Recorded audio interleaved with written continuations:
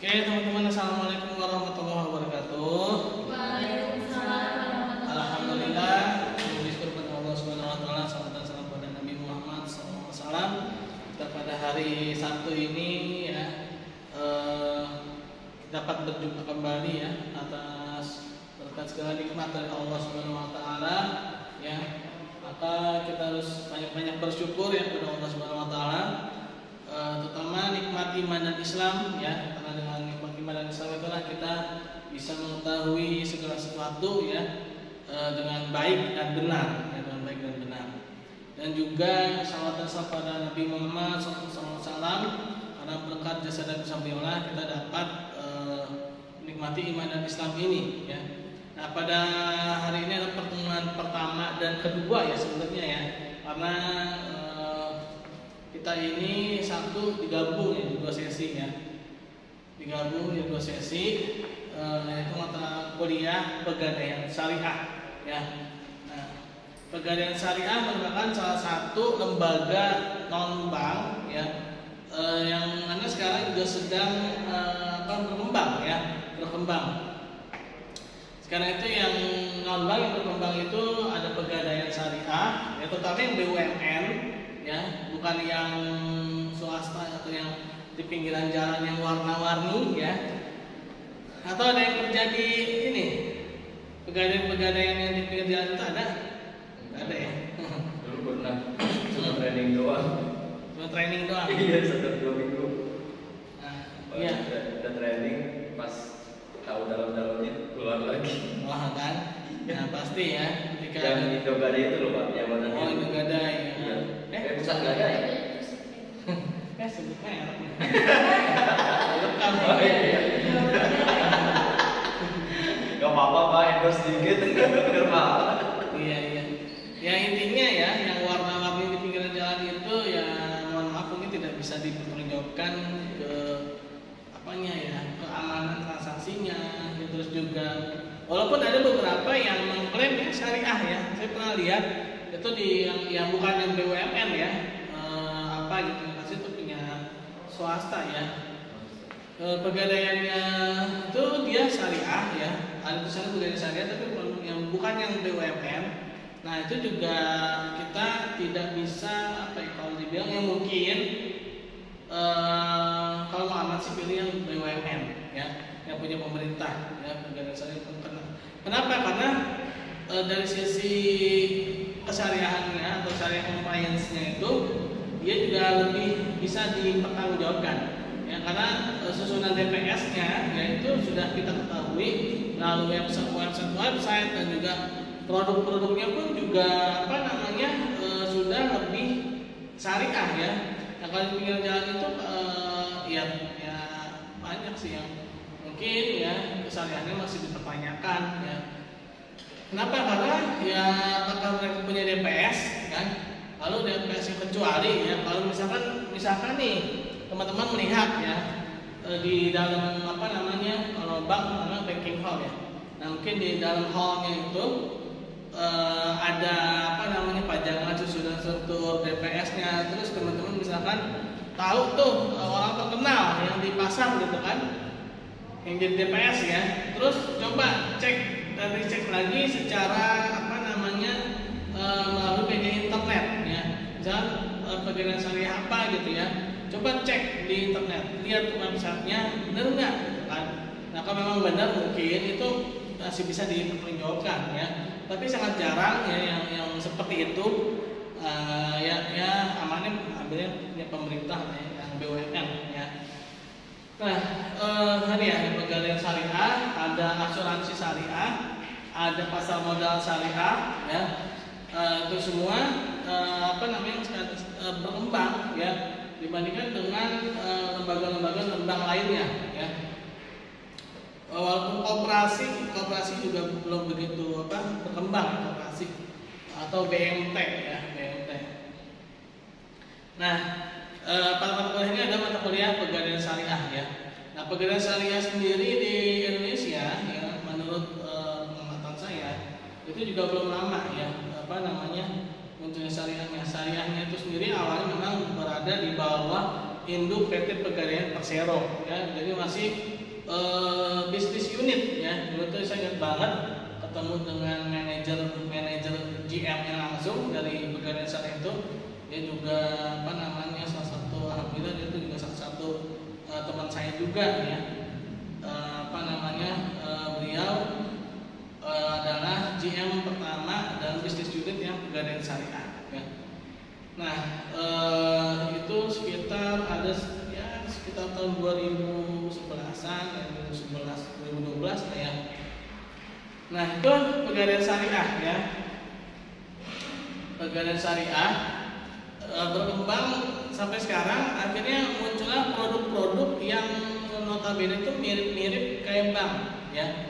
Tapi dia secara perlakuannya berbeda ya. Kalau bank itu kan jelas, artinya ada nasabah penabung, lalu uangnya itu dikumpulkan ya, lalu dari dikumpulkan itu disalurkan ke pembiayaan. Nah, kalau Pegadaian Syariah dia beda ininya ya, bukan tidak jelas bukan, tapi beda ya. Bedanya itu jadi secara pendanaan ya, menggunakan tabungan juga ya, yang BUMN ini ya, yang punya BUMN, yang punya pemerintah ya. Itu ada namanya tabungan emas ya, ada namanya tabungan emas. Lalu ada juga produk-produk pembiayaan ya.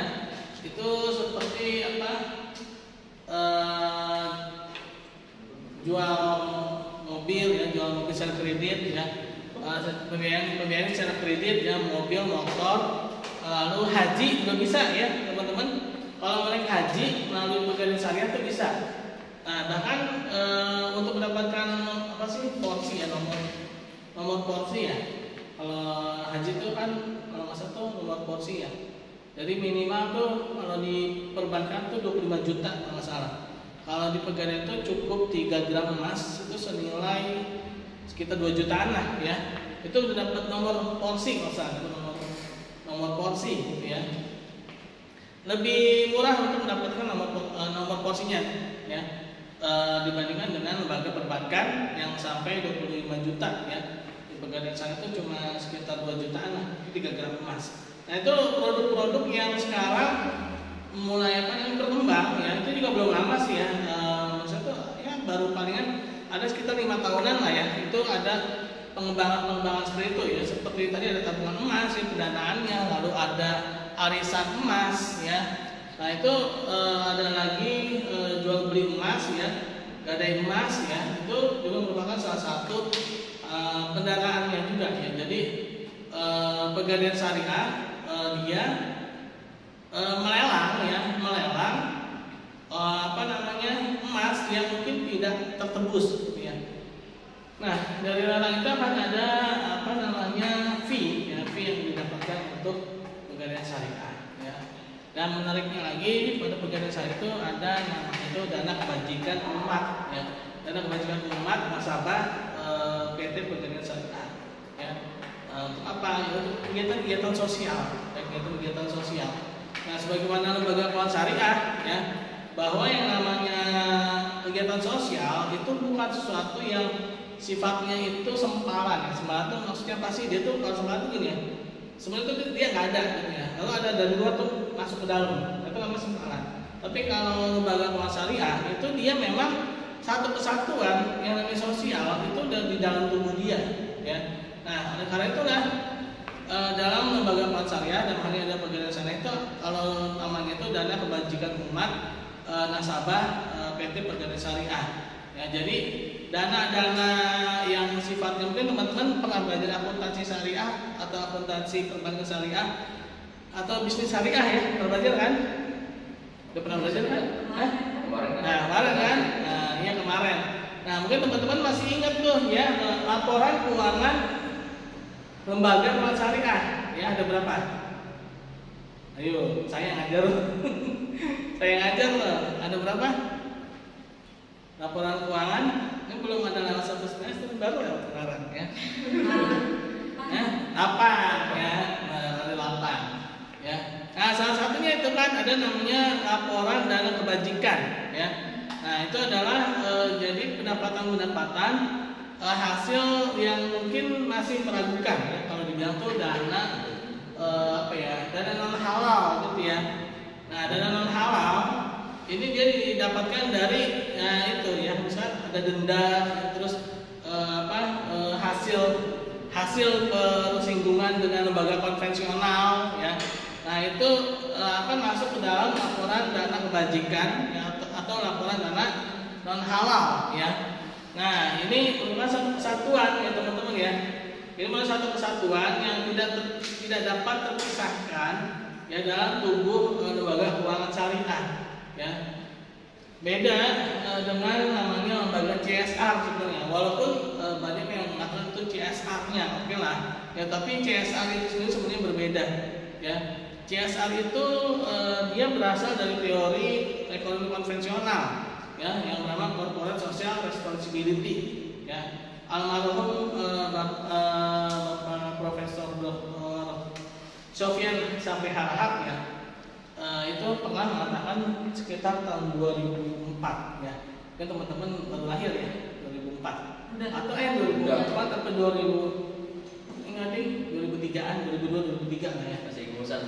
Nah, kan itu di salah satu acaranya ya, acara masalah namanya itu dulu tuh namanya Seminar Ekonomi Islam UI itu saya lupa tuh tahun. Tapi saya ingat kata-katanya. Jadi beliau mengatakan bahwa sosial ya, CSR itu adalah sempalan pada ekonomi konvensional. Jadi gini, ekonomi konvensional atau ekonomi kapitalis ya tidak pernah mengajarkan yang namanya mengamalkan tindakan sosial, karena memang secara teoritis ya teman-teman ya, udah pernah dapat mata kuliah ini kan, kalau itu namanya filsafat ekonomi Islam ya. Nah, filsafat ekonomi Islam diajarin ini enggak? Apa sih perbedaan permasalahan antara ekonomi Islam dengan ekonomi konvensional? Iya. Apa?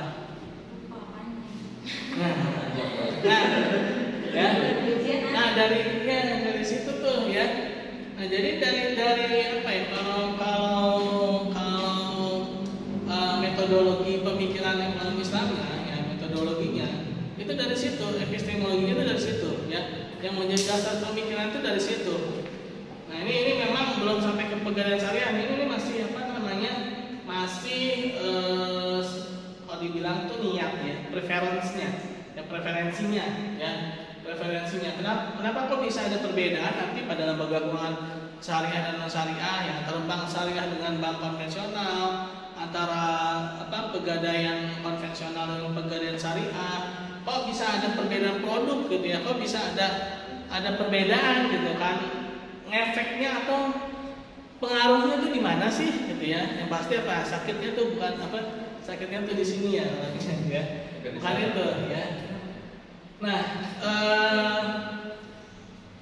dari situ ya. Jadi dari situ nih teman-teman, makanya ketika belajar di Fakultas Ekonomi Bisnis Islam ini ya, itu ada beberapa yang harus teman-teman istilahnya tuh pegang ya, epistemologi atau dasar pemikirannya ya. Jadi ketika teman-teman nih melihat ada produk riba dengan produk syariah, misalkan murabahah, ada produk bagi hasil mudharabah, musyarakah ya. Itu bukan sekedar diferensiasi produk, bukan. Itu bukan hanya sekedar produk itu menjadi lebih banyak atau lebih beragam, bukan. Tapi itu ada epistemologinya masing-masing, yaitu ada dasar pemikirannya masing-masing. Riba itu kenapa sih kok muncul riba gitu kan? Terus kenapa sih kok di sana itu diperbolehkan murabahah? Apa di Islam itu diperbolehkan musyarakah? Kenapa diperbolehkan mudharabah? Nah, itu masing-masing itu ada epistemologinya, ada dasar pemikirannya ya. Yang menjadi ada teori itu ya karena niatnya beda gitu ya. Karena niatnya beda. Nah, karena perbedaan niat ini maka muncullah tindak laku yang bermacam-macam ya. Oke, saya akan kembali sedikit menjelaskan tadi ya, perbedaan permasalahan ekonomi konvensional dan ekonomi Islam. Ada yang enggak? Yang konvensional apa? Ayo cari di Google. Enggak, kemarin pas susulan di ujian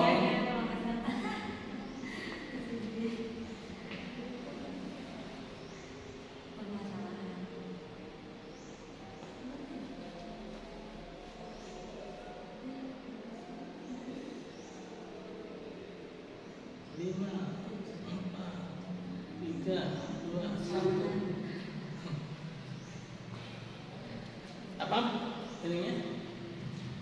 Yang konvensional apa? Yang Islamnya apa?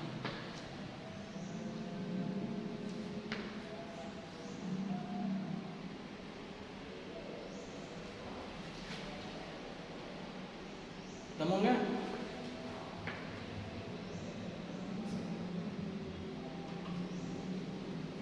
Oke. Temu udah belum? Kalau nggak ketemu ya udah nggak apa-apa.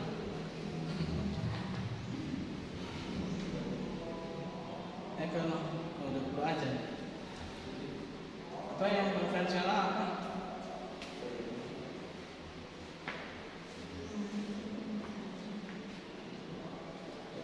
Nah, konvensional itu kelangkaan. Terus?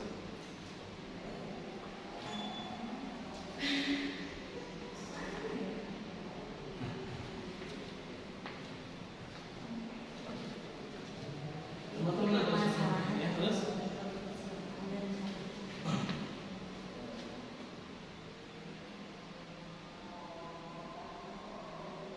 Alat pemuas kebutuhan yang terbatas. Nah ya, apa?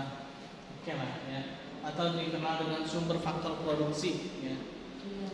Nah, sumber faktor produksi itu ada alam, manusia, ya terus ya segala macamnya, ya hewan, ya modal, ya itu sumber faktor produksi ya. Nah, pada ilmu ekonomi konvensional itu beranggapan sumber faktor produksi yang terbatas dihadapkan dengan keinginan yang tidak terbatas ya, sehingga muncullah yang namanya kelangkaan. Dari kelangkaan itu muncullah namanya choice, pilihan ya. Nah, contohnya gini, misalkan nih ada seorang ya, dia memiliki uang hanya 10.000. Biasanya asing banget mengibaratkan orang itu punya 10.000. Nah, dia ingin pergi ke kampus gitu kan. Nah, ketika dia ingin pergi ke kampus, dia hanya punya uang 10.000 nih untuk naik kendaraan, bisa sampai bolak-balik ke kampus. Berarti kan otomatis 5.000 ya, bolak-balik ya. Nah, kalau misalkan dia naik kendaraan umum, cukuplah ya 5.000. Tapi kalau misalkan dia mau naik ojol ya, atau mungkin ingin naik GrabCar atau GoCar atau apa taksi ya, itu nggak bakal cukup ya, karena uang yang sumber faktor produksi itu cuma untuk berangkatnya cuma 5.000, pulangnya 5.000 gitu kan. Nah, sehingga dia harus memilih ya kan. Nah, kelangkaan itu di mana ya? Kelangkaan itu di uang dia itu ya 10.000 ya. Nah, itulah kelangkaannya. Nah, sehingga dia muncullah choice itu kan, pilihan naik angkot, naik angkutan umum akhirnya ya. Nah, itulah ekonomi konvensional ya. Sedangkan pada ekonomi Islam itu bukan di situ ya. Pada ekonomi Islam itu ada pada apa? Ayo. Pada ekonomi Islam Ada pada permasalahan itu bukan pada keterbatasan itu ya.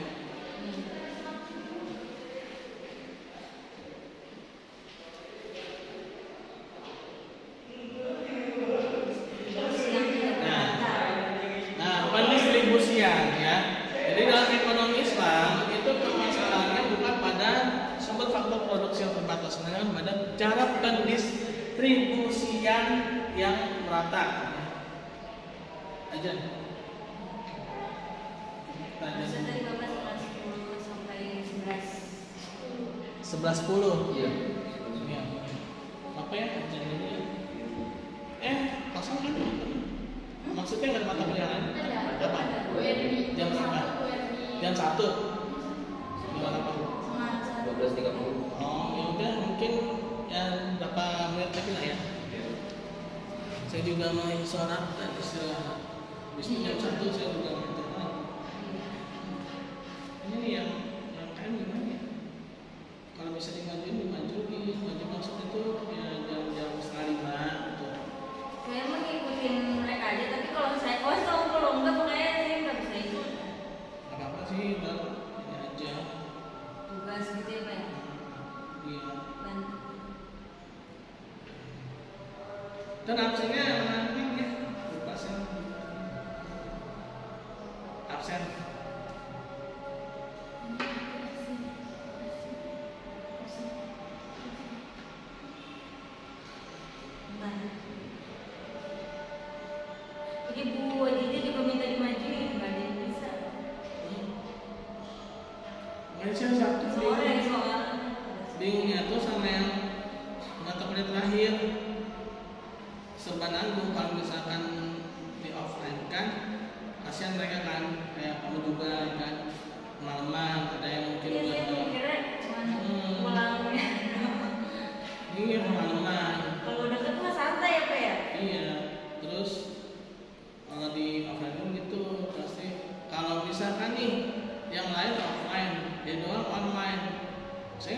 teorinya susah. Dari segi bunga itu ya berjalan.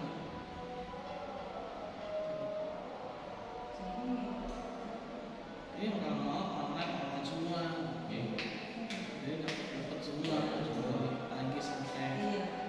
Makanya tadi kan kuliah online, bapak offline, jadi kita ngajar. Ini. Yang tadi gue kuliah doang, sekarang gue RB sama gue aja offline semua. Bapak gue WRB offline yang subur. Nanti gue aja offline. Setelah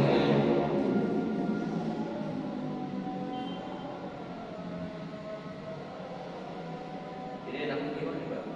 Untuk kedepannya? Depannya malah kalau ini amannya online semua. Ya kalau mau online sebentar, mau online semua ya.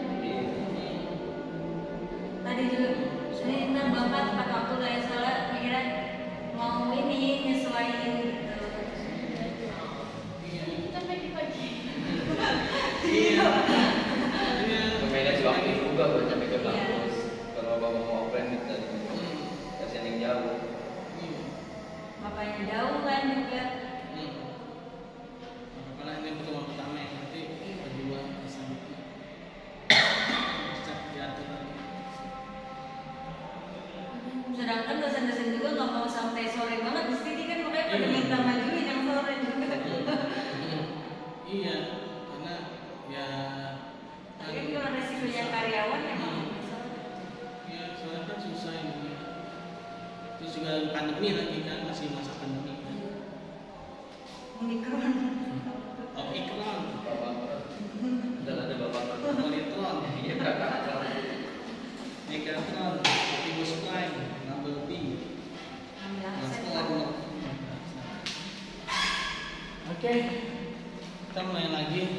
Jadi tadi itu ya pendistribusian. Jadi dalam ekonomi Islam itu dia pada pendistribusian. Jadi bagaimana cara tukar menukar transaksi harta, yaitu harus secara benar, ya, secara adil. Belum ada Pak? Belum ada. Ditulisan dulu. Ya. Jadi tukar menukar harta ya secara adil, secara benar, sehingga muncullah itu ya transaksi-transaksi mudharabah, murabahah ya dalam syariah ya. Nah, sehingga produk-produk dari lembaga keuangan syariah ini baik itu bank, non bank ya, pegadaian, lalu asuransi, lalu ada pasar modal ya, seputar itu ya, mudharabah, murabahah, musyarakah ya. Karena secara prinsipnya ya adil ya seperti itu gitu ya. Sedangkan kalau yang konvensional karena dia berangkat dari keterbatasan sumber faktor produksi, adanya kelangkaan, adanya motif berekonomi ya. Motif berekonomi yang konvensional itu kan dari suatu yang dengan bermodalkan suatu yang sedikit untuk mendapatkan hasil yang sebesar-besarnya gitu kan. Itu konvensional tuh ya kan. Nah, kalau Islam kan nggak boleh seperti itu ya kan. Bahkan secara teori juga sebenarnya konvensional itu ada dalam teori manajemen keuangan tuh high risk high return ya kan. Artinya apa? Kalau memang mau dapat return yang tinggi, maka risikonya harus tinggi juga gitu kan. Tidak boleh mengambil sesuatu yang returnnya tinggi, dia risikonya tidak mau ambil gitu kan. Kalau bahasa fikihnya itu al-ghurmu bil ghurmi al-kharaj bil doman ya. Kalau mau ada pendapatan harus ada biaya. Kalau mau ada dari risiko ada hasil gitu ya. Ada hasil berarti ada risiko gitu kan. Nah, ada domannya, ada risikonya gitu ya. Jadi ketika ingin mendapatkan suatu hasil itu harus ada risikonya juga. Jadi jangan hanya ingin hasil tapi tidak mau ambil risiko ya. Nah, itulah yang terjadi pada ekonomi konvensional, sehingga produknya pun yang dihasilkan adalah itu ya riba ya atau bunga ya. Tahu riba teman-teman? Singkatan riba apa? Saya tahu singkatan riba ya. Riba. Riba. Oh, ternyata itu sih Bang. Iya, rayuan iblis berujung azab ya. Ya, bunga juga ya. Apa bunga itu? Bunga tuh. Bertambahnya uang, neraka ganjaran Anda. Dikira Kan itu dari sana ya, ada sumber referensinya. Oke, jadi seperti itu teman-teman ya. Ya itulah nanti akan membedakan ya antara pegadaian syariah, utama yang kalau mau aman, kalau pegadaian itu yang BUMN deh ya, BUMN deh. Kalau yang apa swasta ya apa kurang ya. Memang sih kekurangannya yang BUMN itu, tapi kayak sekarang udah ya, kayak menggadaikan handphone ya, laptop ya, itu awalnya memang tidak begitu ini ya, diminati ya oleh apa pegadaian syariah BUMN. Tapi karena ada dorongan dari pemerintah untuk apa namanya istilahnya apa ya, mencegah ya, karena banyak juga orang-orang yang ini ya apa namanya itu terlibat utang piutang secara ribawi ya, dengan terlibat utang riba ya dari situ. Dan walaupun dia awal itu menggadaikan laptop, menggadaikan handphone, menggadaikan apa namanya barang-barang elektronik gitu ya, akhirnya ya dari situlah ya barangnya tidak balik, terus tapi utangnya tambah banyak ya. Nah, untuk mencegah seperti itu, pemerintah tuh mendorong agar pegadaian yang BUMN ini, terutama yang syariah ya, itu untuk melakukan transaksi itu juga, tapi ya jangan dengan cara yang sama ya, mungkin cara yang berbeda. Artinya apa? Lebih berkemanusiaan lah ya. Kalau memang tidak bisa membayar ya dilelang, nanti dari hasil lelangnya itu kalau apa namanya ada lebihnya ya dikembalikan gitu kan. Kalau ada kekurangannya berarti si pihak pegadaian harus menanggung. Biasanya juga kurang dikit, kurangnya ya nggak gitu banyak lah ya. Karena juga ketika teman-teman dengan handphone ya, itu biasanya paling tinggi ya handphone itu ditaksir 500.000 kalau salah. Tergantung merek. Ya, tergantung merek juga sih. Tapi kalau handphone yang zaman-zaman dulu itu kan nggak bisa. Ya. Lebih bagus. Jual aja. Jual aja ya. Kalau sertifikat vaksin bisa pak? Kalau sertifikat vaksin bisa. Karena itu belum ada sertifikat pak. Karena sertifikat seminar nggak bisa. Sertifikat seminar nggak bisa ya. Nggak bisa. Lumayan banget. Oke. Jadi seperti itu teman-teman ya. Jadi yang menjadi perbedaannya itu adalah pada produknya ya, akad-akadnya itu berbeda ya, lalu pada sisi kemanusiaannya juga berbeda ya, sehingga syariah ya itu dia bisa menjadi lebih diminati ya dibandingkan dengan yang konvensional ya. Nah, itulah apa latar belakang kenapa adanya pegadaian syariah ya, dan juga munculnya lembaga-lembaga keuangan syariah yang lain itu juga seperti itu ya, agar perekonomian itu menjadi lebih stabil ya. Karena dalam Islam itu dia mementingkan yang namanya itu tawazun ya, keseimbangan. Kalau dalam teori makro itu ada namanya makro uang ya, teori uang dalam makro itu MV sama PT gitu kan. MV itu adalah sektor moneter, PT itu adalah real ya, sektor real. Jadi uang dan kecepatan uang beredar itu adalah sektor keuangan. Nah, realnya itu adalah banyaknya perdagangan dan harga. Ya, nah itu harus seimbang. Ya, makanya kalau dalam Islam itu ya dia harus melihat ketika ada uang bertambah, maka harus ada barang atau jasa yang bertambah. Ya, tidak boleh ada uang bertambah, tapi barang dan jasanya tidak bertambah. Nah, pasti akan muncul yang namanya inflasi. Jadi itulah ya sebagai pengantar dalam mata kuliah pegadaian syariah ya. Insya Allah 2 pekan lagi kita jumpa ya dalam mata kuliah sama.